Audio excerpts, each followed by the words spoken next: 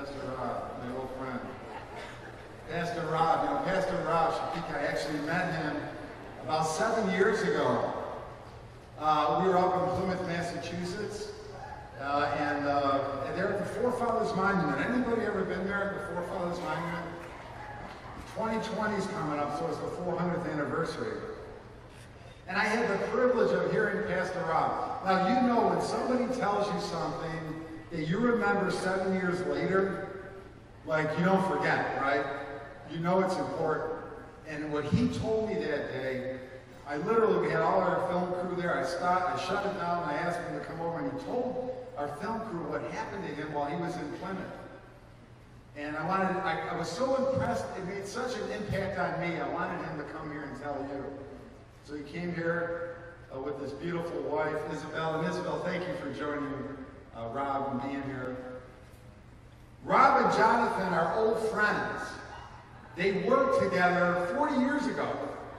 Rob used to pass Jonathan when he was a security guard up in a plant up in New York. And they actually got saved together at the same time and went to the same home church. They became Christians at the same time. And so Rob is here, and just very thankful. So please welcome Pastor Rob.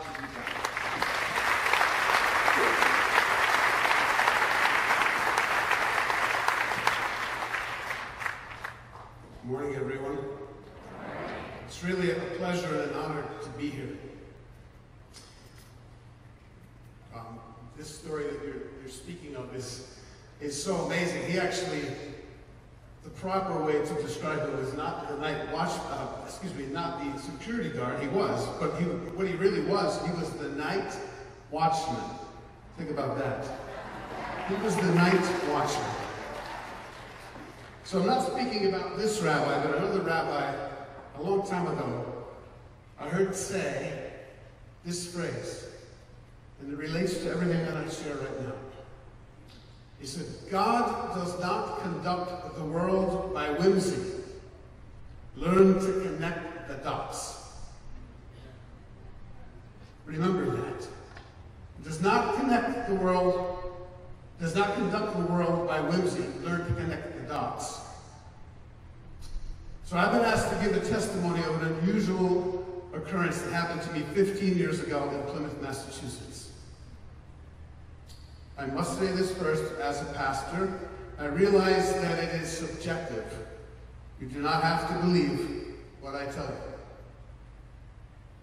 What we do, however, have to believe is God's Word, the Holy Scriptures. You can listen and do what you want with what I tell you, but I believe this unusual occurrence points to what the Scriptures say. I want to read quickly from the prophet Jeremiah chapter 2, the word that was spoken to all of Israel before they were attacked, before the land was laid waste because of their disobedience. It says this, the word of the Lord came to me saying, go and cry in the hearing of Jerusalem, saying, thus says the Lord, I remember you. The kindness of your youth, the love of your betrothal, when you went after me in the wilderness. So in July 2004, 15 years ago, my family was vacationing in Cape Cod, Massachusetts. On the last day of our vacation, we visited Plymouth, the place of the pilgrims. Can I just ask one more time, how many people have been to the Forefathers Monument? Didn't look like a lot of people raised their hands.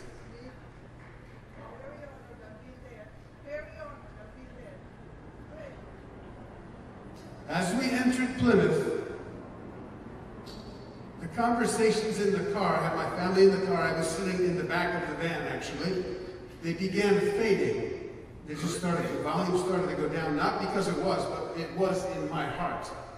The volume was dropping and my heart began pounding. I needed to get out of the car. I couldn't wait to get out of the car. I needed to see Plymouth Rock. That's how I felt. I needed to see Plymouth Rock. And when I did, my eyes filled with tears. I just stood there and I was crying and I had no idea why.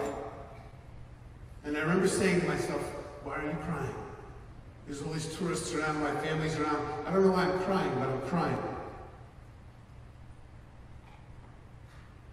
After a few minutes, our family climbed the stairs behind the rock. There's a little hill that climbs up.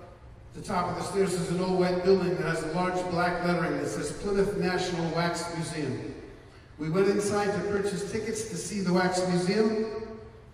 I waited outside the gift shop, standing next to a life-size wax figure of a pilgrim. As I was looking into his eyes, I'm thinking to myself, he looks so real. He looked as real as you, John. And he was this close. As I stood there looking, I heard a gentle voice say this: remember. I turned to see who was speaking to me, but there was no one there. There wasn't anyone near me. I started to shake, and I started to cry again. I told my family what I heard, and they wrote it down. I have all the original notes right here, which I can't wait to show you guys if you have a chance. They're all right here. After we had gone through this wax museum, we noticed a replica of the passenger list of the Mayflower on display. One of the passengers on the Mayflower was named Remember. It was a child on the Mayflower named Remember.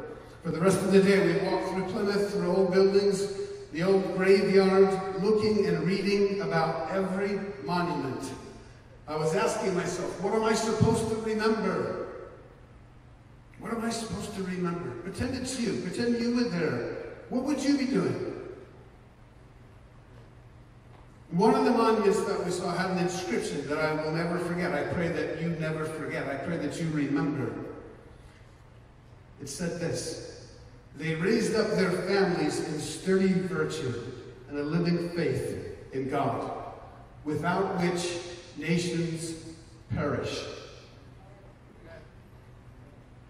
At one point, I actually put my hands over both of my ears. And I started crying, and I said, I'm going to say it in front of you, I said, please stop, please stop. The last monument we saw took our breath away. It was on a hill overlooking Plymouth Harbor. It was hard to find and very unkept. It was nearly 100 feet tall, and it looked like the Statue of Liberty. It is called the Forefathers Monument. The statue is of a woman whose name is Faith. It says right underneath it, Faith. She's holding a Bible in one hand and pointing to heaven with the other hand. She speaks in the form of sculpture. The foundation of the pilgrims and the nation they were founding. It's all written on this monument. It's all there in the sculpture, in the inscriptions. This monument was a stone of remembrance. It was covered with biblical imagery. She displays the keys to remembering. Remembering, repentance, returning. That's what's connected to the word remember. Repentance, returning.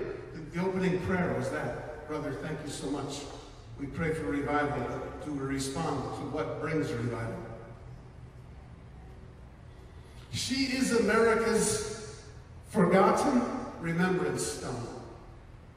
Let me say that again. She's America's forgotten remembrance stone. In the days that followed, I had a dream that I was directly above the monument. I was hovering above the monument. I was looking down at it. Suddenly, I zoomed upwards, high above it. And in the distance, I could see thousands and thousands of people streaming into Plymouth. They came to see the monument. They came to remember, to repent, and return. I believe this is that day, John. I believe this is that day. I believe that's going to happen. If you're asking, what are we supposed to remember? you may be asking the wrong question. Maybe we should be asking, what does it mean to remember? What does it mean to remember? When I read from the book of Jeremiah to open, God was telling Israel that he remembered them, but they did not remember him. What does it mean to remember? It's not simple mental recognition. It's the putting together of scattered pieces unto purpose. When God says he remembers Israel when they were young and when they went after him, he sees them as one in purpose for him. And if they repent and turn from their wicked ways, he will remember them. The Lord will put the members or pieces back together unto purpose. Listen to this. Remember means to put the members back together. It's not a thought. If you have the thoughts, if your wife has a birthday guy, you don't say, oh yeah, it's her birthday, and then go right back to whatever you're doing. You do something about it. You remember, and then you do something about it. This is biblical remembrance, and it's much more than that. The opposite of remember is not forget. Is not forget. The opposite of remember is dismember. Dismember. Separate into pieces. In our own lives, beloved, are we remembering or are we dismembering? As the church. This morning we should not let one opportunity pass that we have to remember his body, to put it back together. Don't let disagreement become dismemberment. Every piece, every member matters. Remember, put the pieces back together. On the back of the Forefathers monument is this inscription. As one small candle may light 1,000, so the light here kindled hath shone unto many, yea, in some sort to our whole nation. One candle lights 1,000. Beloved, each person here is meant to remember and to be one small candle. Every person in here has a name. Every person is significant. You're each one small candle. If one small candle can light a darkened room, what can 2,000 candles do in Vero Beach? What can 2,000 candles do? The dismembering of this nation did not begin in Washington, D.C. And I'm from New York, which just passed some more horrible laws. The dismembering of this nation did not begin in Albany, New York. It began in the church. It began in the church. If the church will remember, the nation can be healed. And I'll close with this. I believe with all of my heart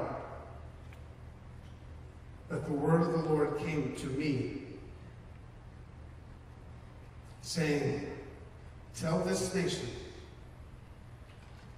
and tell Vero Beach, I remember you in the kindness of your youth, the love of your betrothal when you went after me in the wilderness. Amen.